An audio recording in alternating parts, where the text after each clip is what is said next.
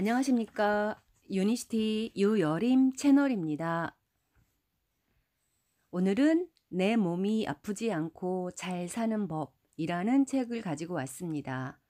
지은이 하비 다이아몬드, 옮기니 김민숙입니다. 이 책 내용 중에서 오늘은 섬유 근육통에 관한 오해와 진실에 관해서 말씀드리고자 합니다. 근육통은 임상적으로 근육통 증후군이나 근막 동통 증후군이라고 명명됩니다. 근육통이 증후군 후 범주에 들어가는 것에 특히 주의하시기 바랍니다. 증후군이라는 단어는 설명할 수 없는 일련의 증상들을 묘사하는 데 사용됩니다. 그것은 확실히 알지 못하는 사람들이 무슨 이유로 근육통을 그렇게 구분했는지를 단적으로 보여줍니다. 근육통은 두 단어, 즉 인체의 연결 조직 섬유라는 뜻과 관련된 섬유와 근육통의 통증을 의미하는 근육통으로 이루어져 있습니다. 사람들이 연결 조직이 생명에 얼마나 중요한 역할을 하고 있는지 잘 모르고 있습니다. 살아있는 존재가 연결 조직과 상호작용을 하지 않는 순간이 단 한순간도 없습니다. 어떤 연결 조직은 극도로 얇으며 셀루판지처럼 거의 투명한 반면에 어떤 연결 조직은 두껍고 불투명합니다. 이것은 다른 인체의 조직들이 조합을 이루는데 골격을 형성합니다. 연결 조직은 놀라울 정도로 탄력이 있어서 인체의 모든 부분을 한데 모으고 기관을 지탱하며 영양소를 세포에 운반하고 인체를 지탱하게 해줍니다. 뼈는 미네랄을 포함한 연결 조직의 한 형태이며 혈액도 연결 조직의 한 형태로 간주됩니다. 모든 혈관은 연결 조직 안에 파묻혀 있습니다. 인체 전체를 연결 조직이라는 인체 조직과 세포를 결합하고 지탱하고 형태를 주며 보호하고 치료하며 영향을 줍니다. 이처럼 연결 조직은 모든 근육의 가장 중요한 요소입니다. 근육의 단면을 보면 국수 가락같이 생긴 섬유질이 각각 연결 조직에 쌓여 있는 것을 알 수 있습니다. 국수 가락 같은 섬유질의 묶음은 다시 연결 조직에 쌓여 있으며 근육 전체가 또 다른 연결 조직으로 덮여 있습니다. 따라서 연결 조직은 근육과 통과에 있으며 기본적으로 근육에 속속들이 배어 있다고 볼 수 있습니다. 근육 섬유질은 끝이 있지만 연결 조직은 끝나지 않습니다. 근육의 내부와 외부에 있는 연결 조직은 모두 한데 모아져 섬유질의 연결 조직인 건이 되어 뼈에 붙는 것입니다. 근육이 뼈에 직접 붙어 있는 것이 아닌 연결 조직으로 이루어진 건이 실제로 근육과 뼈를 연결시키는 것입니다. 또 인대가 있습니다. 인대는 밀도가 다른 연결 조직으로서 이루어져 있고 근육을 다른 근육과 연결시키고 뼈를 다른 뼈에 연결시키며 기관들을 제자리에 있게 하는 역할을 합니다. 연결 조직은 인체 구석구석까지 모든 것들을 서로 연결시킵니다. 그렇기 때문에 연결 조직이라고 불리는 것입니다. 따라서 근육통이란 근육과 연결된 연결 조직에 영향을 미치는 질병입니다.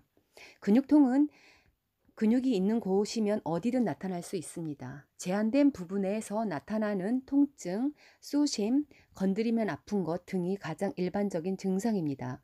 심한 경우에는 조금만 움직여도 꼼짝 못할 정도의 고통이 발생합니다.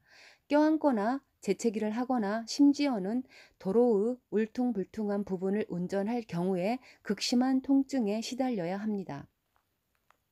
불충분한 수면, 붓고 물러진 분비선, 끊임없는 스트레스, 불안, 짜증 등이 통증과 함께 따라옵니다. 결코 기분 좋은 일이 아닙니다. 이에 관한 의학계의 전통적인 입장이 있는데 근육통의 원인은 미스터리이며 아무도 모른다라는 것을 우리는 이미 알고 있습니다. 그러나 의사들은 자신들의 무지를 가리기 위해 추측이라는 문을 활짝 열어놓고 있습니다. 원인을 바이러스 또는 박테리아의 감염, 또 다른 추측은 스트레스, 긴장, 불안, 우울증과 관련된다고 합니다. 하지만 이것은 모두 우연한 환경을 바탕으로 한 어린 짐작에 불과합니다. 근육통이 처음 묘사된 것은 1800년대 초기, 미국 의학협회가 공식적으로 인정한 것은 1987년도. 하지만 아직도 일부 의사들은 그 존재를 인정하지 않고 있습니다. 밤낮으로 가차없는 고통에 시달리면서도 의사로부터 그 모든 것이 일종의 심리적인 장애일 가능성이 높다는 말을 들으며 프로젝 또는 항우울제 처방전을 받는 것을 우리는 상상할 수 있겠습니까? 하지만 그러한 방법은 더욱 심한 스트레스나 불안, 우울증의 원인이 될 것입니다. 근육통의 전형적인 치료 방법은 추측이라는 위험한 지뢰밭을 통과하고 시행착오를 거듭하는 여정과 같습니다. 근육통에 대한 일반적이고 자동적인 치료 접근 방법은 현기증이 날 정도로 길게 나열된 처방약들입니다.